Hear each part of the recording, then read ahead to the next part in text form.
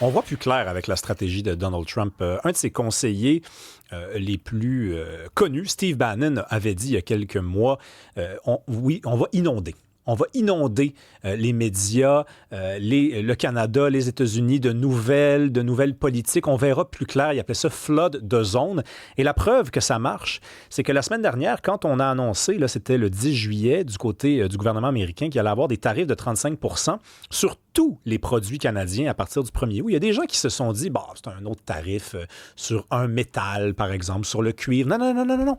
C'est tous les produits canadiens qui vont être taxés à raison de 35 à partir du 1er août. On va en parler avec Gabriel Giguère, qui est analyste senior en politique publique à l'IEDM. Bonjour, Gabriel. Bonjour Rémi. Je ne sais pas si c'était comme moi. Moi, je vois plus clair. C'est-à-dire qu'on est rendu presque cynique. Ça s'accumule, puis on se dit, bon, ben, c'est un autre tarif, mais à chaque fois, il y a quand même quelque chose comme des conséquences à ces décisions-là.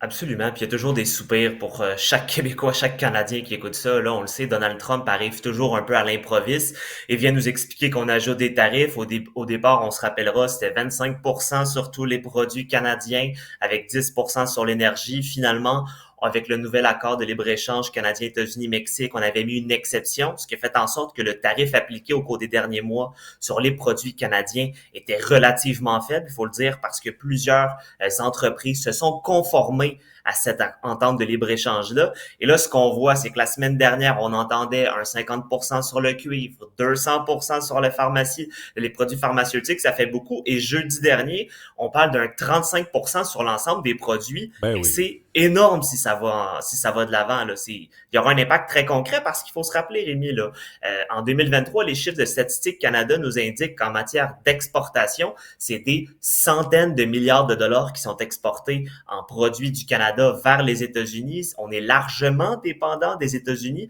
donc un 35% aurait des effets très, très lourds sur notre économie.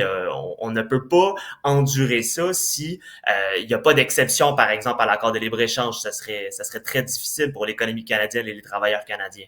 Ouais, avant qu'on aille voir qu'est-ce que le Canada peut faire, je sais qu'à l'IEDM, vous avez une proposition. Pourquoi Donald Trump fait ça? Pas inutile de le rappeler quand même, là. Donald Trump va de l'avant, en fait, et c'est vraiment, on veut avoir des changements de politique publique à l'intérieur du pays. Je te rappellerai, il y a quelques semaines, là, tout récemment, Mark Carney a décidé d'abandonner la taxe sur les services numériques qui allait Oui. cibler essentiellement les grandes entreprises américaines. Personnellement, je ne pense pas que c'était une bonne taxe, mais il n'en reste pas moins qu'on voit la force de l'administration Trump avec ses outils de politique économique, notamment les tarifs, pour faire plier les États avec qui ils commercent, notamment le Canada, encore une fois, où on est très dépendant du marché américain. Alors, cette taxe-là, elle n'est plus en vigueur et ce qu'on voit au cours des dernières semaines, au cours des derniers mois même lors de son premier mandat, on avait une écœurantite aiguë au niveau de l'administration américaine concernant la gestion de l'offre. On en entend souvent parler au Ben Québec, au oui. Canada de la gestion de l'offre, mais c'est un irritant parce qu'on le sait qu'on vient restreindre le marché laitier notamment à plusieurs produits américains. On le sait qu'au Wisconsin notamment, on veut exporter davantage au Canada, mais notre système le permet pas. Et ça, au Canada, là, Rémi, c'est les États-Unis, mais c'est aussi la Nouvelle-Zélande, c'est également l'Angleterre, le Royaume-Uni, pour qui ça a été des irritants afin de développer des accords commerciaux. Donc, les États-Unis veulent pousser pour qu'on abandonne notre système de gestion de l'offre. Ce qui, je pense, serait une bonne chose en absolu, mais c'est un petit peu particulier quand même de voir que c'est les États-Unis qui veulent pousser pour faire des changements de politique interne. Hmm. Ça fait sourciller, mais au final, Donald Trump veut gagner et avoir les gros bras. On a Kelly de Montréal qui nous écrit une chance que le roi Marc Ier garde les coudes hauts pour protéger la colonie canadienne. Donc c'est très drôle parce qu'évidemment, le roi Marc Ier, c'est Mark Carney qui a été élu, acclamé à la manière presque d'un monarque. Et les coudes hauts, c'était son fameux dicton Elbows up pour faire face au Canada. Aux États-Unis, ça fonctionne pas très bien à date, là, hein, la stratégie canadienne. Ben, ça fonctionne pas très bien. Je pense que c'est extrêmement complexe là, dans la Oui. mesure où Donald Trump fait ce qu'il veut. Essentiellement, là, Canada ou pas, il va faire ce qu'il veut. Il va envoyer des lettres au Vietnam, au Cambodge, à l'Union européenne, on l'a vu. On augmente de beaucoup les tarifs. Donc, le Canada, c'est presque une virgule pour Donald Trump là, dans ses considérations. Ben, j'abuse un peu, mais ça reste que l'idée est là, là. Il va faire vraiment ce qu'il souhaite parce qu'il sait que le Canada est beaucoup plus dépendant envers les États-Unis que les États-Unis envers le Canada, même si on est un joueur important là, en matière d'importation de produits américains. Donc, ça, faut le comprendre. Mais il n'en reste pas moins que Mark Carney pourra pas aller de l'avant, même avec des tarifs, des contre-tarifs. À tout le moins, il pourrait, mais je pense que collectivement, on perdrait. Et ça a été une des erreurs de départ. Quand Donald Trump est arrivé, il a mis des tarifs douaniers. Tout de suite, Mark Carney est allé de l'avant avec des tarifs douaniers, notamment sur des produits comme les oranges, le jus, la laitue. Ça fait en sorte que c'est toi, c'est moi, c'est les Québécois, les Canadiens qui s'en vont à l'épicerie, que ce soit au Super C ou IGA. Puis on constate sa facture que ça coûte un petit peu plus cher parce que notre gouvernement canadien a décidé de faire augmenter les prix à sa population sous prétexte que ça vient punir les entreprises américaines. Alors, on comprend le principe, mais en fait, Ipsos, pour le compte de l'IEDM, a fait un sondage qui a été révélé la semaine dernière et on demandait aux Canadiens et aux Québécois, que pensez-vous de l'impact des tarifs au Canada? Et ce qu'on a constaté, c'est que 3 Canadiens sur 4 et 3 Québécois sur 4 également, là on s'inscrit vraiment dans la même dynamique, considèrent que ça vient faire augmenter les prix qu'ils payent eux-mêmes. Donc on comprend qu'il pourrait y avoir moins d'acceptabilité sociale en matière de contre-tarifs si les tarifs de 35% qui ont été annoncés la semaine dernière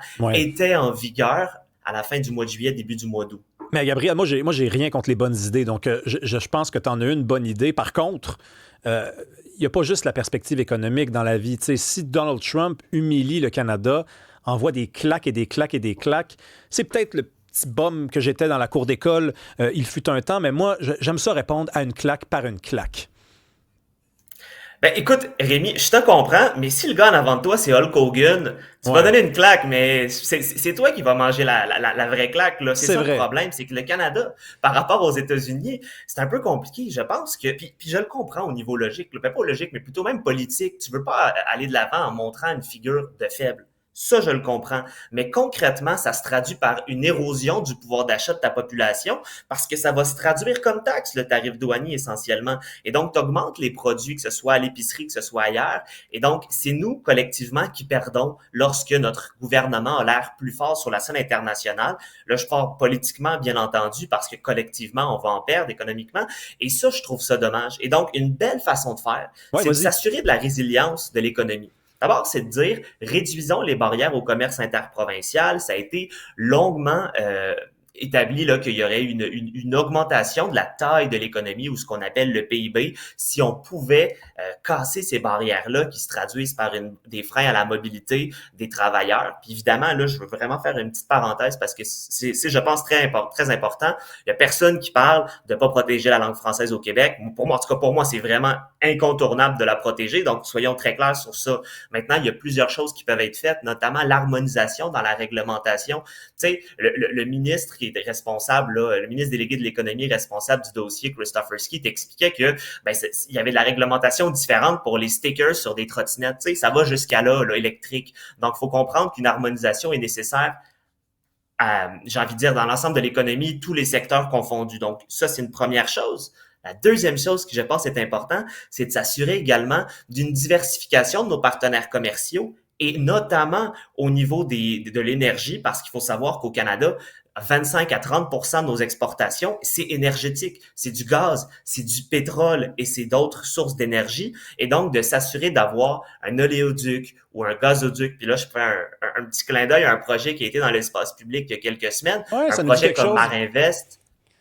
Absolument, de GNL qui est sur Bécomo, ben ça, c'est un projet qui est dans les cartons du gouvernement. Dans un contexte où c'est tendu avec nos voisins du Sud, ça peut prendre des années là encore de tension, puis qui nous dit pas que ce sera pas J.D. Vance qui va se présenter en 2028, puis que cette vision de l'économie va pas, de protectionnisme va pas s'étirer dans le temps, on le sait pas, et donc de pouvoir diversifier nos partenaires commerciaux, ça augmenterait notre richesse et ça diminuerait notre dépendance aux États-Unis. On a un commentaire, Fred? Oui, il y a Stéphane de Montréal qui dit coudonc, juste à ne pas acheter américain, moi je n'achète rien d'américain, donc ça ne me coûte pas plus cher. Qu'est-ce que vous pensez de, tu sais, il y a les tarifs, il y a l'impact ça sur les consommateurs, mais qu'est-ce que vous pensez de cette idée là, de boycotter qui est quand même encore une fois assez courante là, dans les épiceries là? Moi, je veux que les Québécois et les Canadiens fassent vraiment ce qu'ils souhaitent. S'ils veulent boycotter, là, on le voit de toute façon au niveau des touristes, là, il y a plusieurs vols annulés parce que justement, le monde ne va pas aux États-Unis. On est tanné de cette dynamique-là avec l'administration américaine. On décide de voyager au Québec, on décide de voyager au Canada, il n'y a pas de problème. Tu sais, ceux qui veulent aller à l'épicerie puis qui se disent, moi, je vais payer $1 de plus, puis là, c'est un exemple fictif, bien entendu, pas pour mon casseau de fraises ou pour mes bleuets, il n'y a pas de problème. Évidemment, je vais être contre l'idée de dire, vous êtes obligé d'acheter local, vous n'avez pas le droit d'acheter votre casseau de fraises des États-Unis. Évidemment que non, mais je pense que chaque personne peut, selon ses valeurs, selon ses choix, décider du produit qu'il souhaite parce qu'évidemment, consommer, c'est voter en quelque sorte. Et donc, ça démontre une certaine grogne, mais j'ai absolument rien contre ça. Je pense que ça peut faire passer un message assez clairement. Puis en matière de tourisme, je pense qu'il passe ce message-là. Oui, tout à fait. Puis je reviendrai quand même à ce que tu disais au sujet de la diversification de l'économie. C'est jamais une mauvaise idée de faire ça. Même quand ça va bien avec ton partenaire numéro 1 sur le plan commercial, c'est jamais une mauvaise idée que de regarder au nord, au sud, à l'est, à l'ouest. Il n'y a pas quelqu'un qui aimerait ça faire affaire avec toi. Au nord, ça serait un petit peu compliqué. Il n'y a pas beaucoup de monde, mais je regardais l'Alberta, je pense que c'est 70% de ses exportations, ça s'en va au sud, aux États-Unis. C'est pas une économie très, très diversifiée. Merci beaucoup, Gabriel Giguère. On s'en parle bientôt. C'est un plaisir.